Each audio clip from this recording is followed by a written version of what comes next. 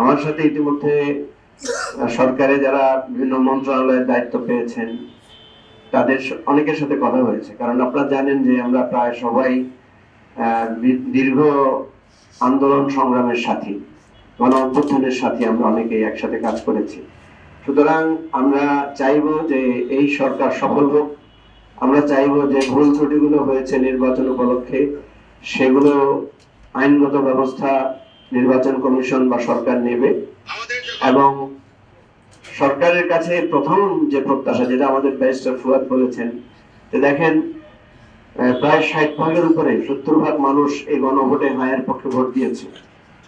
সুতরাং সরকার যদি এই গণভোটের ম্যান্ডেটের বিপক্ষে অবস্থান নেয় তাহলে এটা কিন্তু জনরায়ের বিপক্ষে অবস্থান নেওয়া হবে, এবং এটা সরকারের প্রতি কারো কারো যে উষ্মা, যে ক্ষমতায় যায় সেই ক্ষমতার মোহে জনগণের অধিকারকে ভুলণ্ঠিত করে, এই ধরনের বিষয়টা শুরু থেকেই প্রতিষ্ঠিত হয়ে যাবে।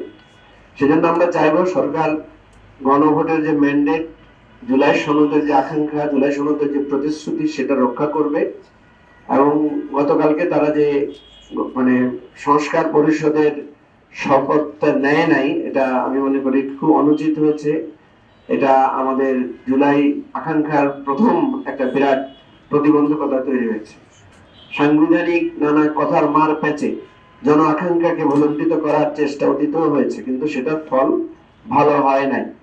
আমরা চাই না, একটা নতুন সরকার হয়েছে অনেক আকাঙ্ক্ষা অনেক চেষ্টার পর, যদিও নির্বাচন ব্যবস্থার কারণে যে বিতর্কগুলো, যে অনিয়মগুলো হয়েছে সেগুলো হওয়াটা কাঙ্ক্ষিত ছিল না, এবং সেগুলোর আমরা স্পষ্টত তদন্ত এবং বিচার বা পদক্ষেপ আমরা দাবি করছি। আমরা সরকারের কাছে চাইবো যে সরকার জুলাইয়ের সনদ বাস্তবায়ন করবে, গণতন্ত্রকে রক্ষা করবে, সুশাসন এবং জবাবদিহিতা নিশ্চিত করবে, এবং দুর্নীতির ব্যাপারে যে জিরো টলারেন্স ছিল সেই জিরো টলারেন্সটা তারা রক্ষা করবে। আর সরকারের বিরুদ্ধে বা সরকারি দলের বিরুদ্ধে যে অভিযোগটা ছিল সন্ত্রাস, চাঁদাবাজকে প্রশ্রয় দেয়া, আমি আপনাদেরকে একটা কথা স্মরণ করিয়ে দিতে চাই। বেগম খালেদা জিয়া যখন ক্ষমতায় এসেছিলেন, আপনারা যারা একটু বয়সে কিছুটা তারুণ্য পেরিয়ে এসেছেন তাদের স্মৃতিতে থাকার কথা যে উনি কিন্তু অপারেশন ক্লিন হার্ট নামে একটা শক্ত পদক্ষেপ নিয়েছিলেন, এবং সেই পদক্ষেপের ফলে তৎকালীন সময়ে সরকারি দলের যে একটা সন্ত্রাস প্রবণতা দেখা দিয়েছিল সেটা কিন্তু থেমে গিয়েছিল।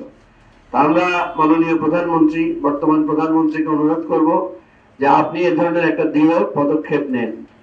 স্বরাষ্ট্রমন্ত্রী যিনি হয়েছেন আমাদের অত্যন্ত প্রিয় শ্রদ্ধেয় সালাউদ্দিন ভাই, যার সাথে আমরা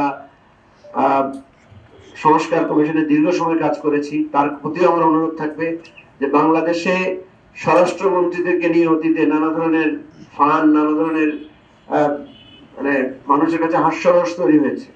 তো এই প্রথাটা উনি ভেঙে দিবেন এবং নিরপেক্ষভাবে একটা দৃঢ়ভাবে তিনি এই ব্যাপারে পদক্ষেপ নেবেন, এটা আমরা প্রত্যাশা করি সরকারের কাছ থেকে।